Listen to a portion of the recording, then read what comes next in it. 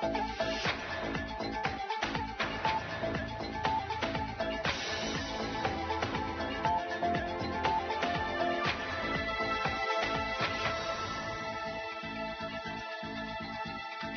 back to Impact on BBC World News with me, Yalda Hakim. In 1993, India passed a law to prohibit manual cleaning of human waste. Over 20 years on, it's still happening. Many women say they've carried on the practice from the older generation.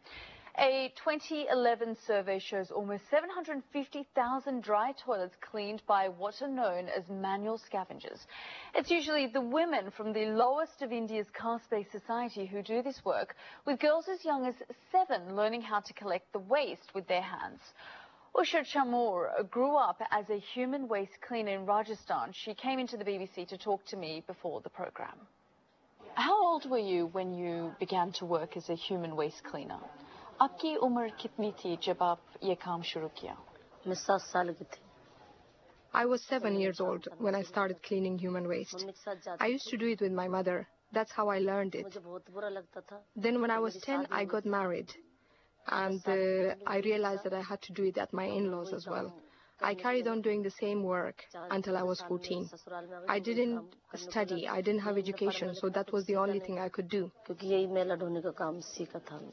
Just tell me what exactly the job involves. So, ये काम कैसा होता है? ये काम बहुत गंदा होता है. It is very filthy. You have to pick up the waste with your hands and then carry it on your head. And then you have to dump it in a far place. People in the community don't come near you. They consider you dirty and they stay away from you. So it's a very hard job, and I was a child when I was doing it.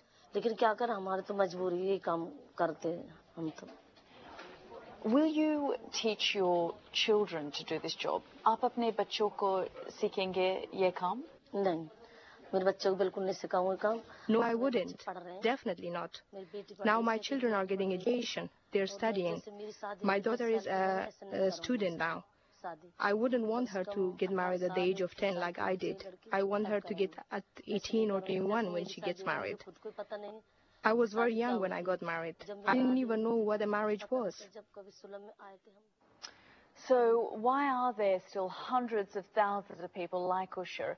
Is Narendra Modi's Clean India campaign helping the problem? Well, with me here in the studio is Dr. Bindeshwar Pathak, the founder of Sulabh International, which fights for the rights of people like Usha. He's also the inventor of an environmentally friendly compost toilet that doesn't require a cleaner. Thank you very much, Dr. Pathak, for joining us here in the studio. This is something that these women have done for generations. So how do you change that?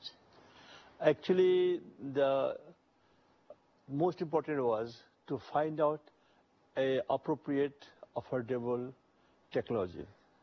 Gandhi himself said, till they clean night soil, nobody will have food with them. The sewage system cannot give the answer because it is costly in construction, maintenance. It requires huge, enormous quantity of water to flush.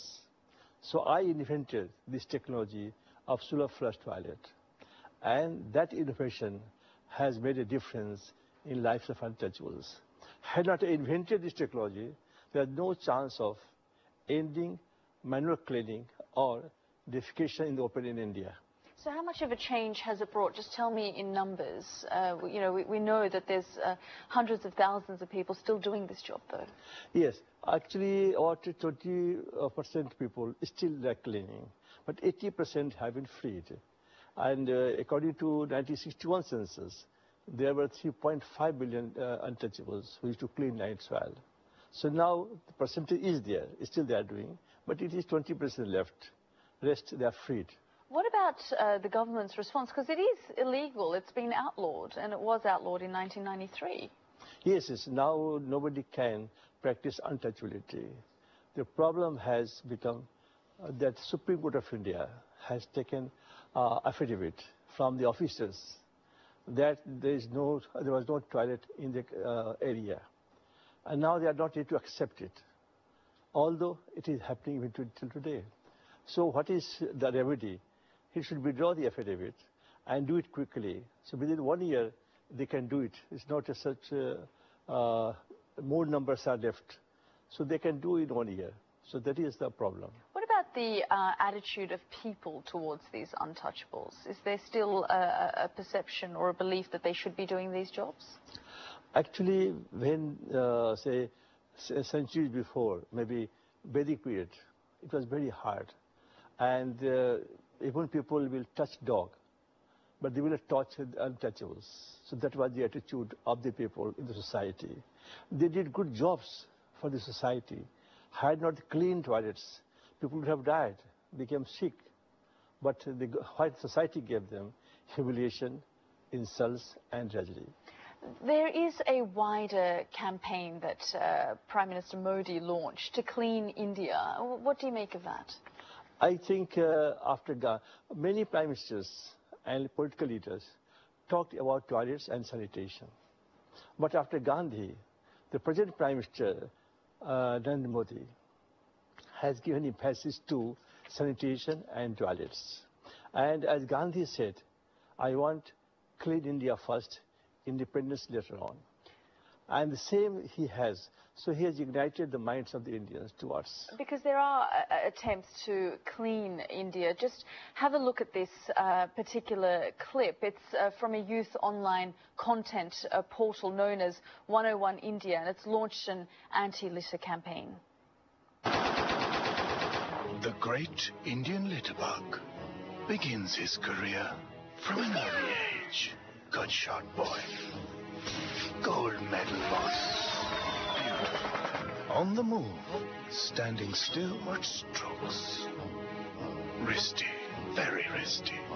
From balconies, high. Kya baat hai, madam? From cars, superb shot. Some say he's even put garbage on Mars. Houston, do we have a dustbin? Dubai and LA have their musical fountains. And these are ours. Beautiful, isn't it? That was done by 101 India. Are you hopeful that India will become clean? I think yes, because the Prime Minister has ignited the minds of Indians. Now they talk about sanitation. Everywhere you go, schools, colleges, and every office, everywhere. Now people are conscious of throwing anything outside. So I cannot say it will be clean tomorrow, but certainly like Harappan civilization, he has motivated the Indians to keep India clean and to be healthy and to develop and to get fruits of development. And they will stand out in the row of civilized nations. So that way I'm hopeful that this will work. And the Prime Minister himself has cleaned. And wherever he finds time, he goes to clean. He talks about toilet. Even the President of America, in Australia.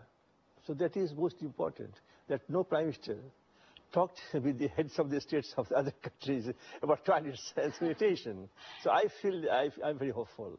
And you're known as Mr. Sanitation because of your attempts to clean India. I did in 1968. And when I used to go, I am from Bihar. So people go to meet you and ask, so you would talk about toilets? I'm okay, yes, sir. Or yes, madam. Oh, please have a cup of tea first. I said, no. We start talking, tea will come. No. After talking about toilets, how I will have tea? Now, today I feel very happy that entire country and entire world is talking about toilets. So I'm the first person in the world to talk about toilets. Now everybody is talking about toilets. Well, you're bringing about change, Mr. Pathak. Thank you very much for joining us here. It has made difference lives of the people. Yes, absolutely. Thank you, Mr. Pathak. Thank you, sir. Thank you, madam.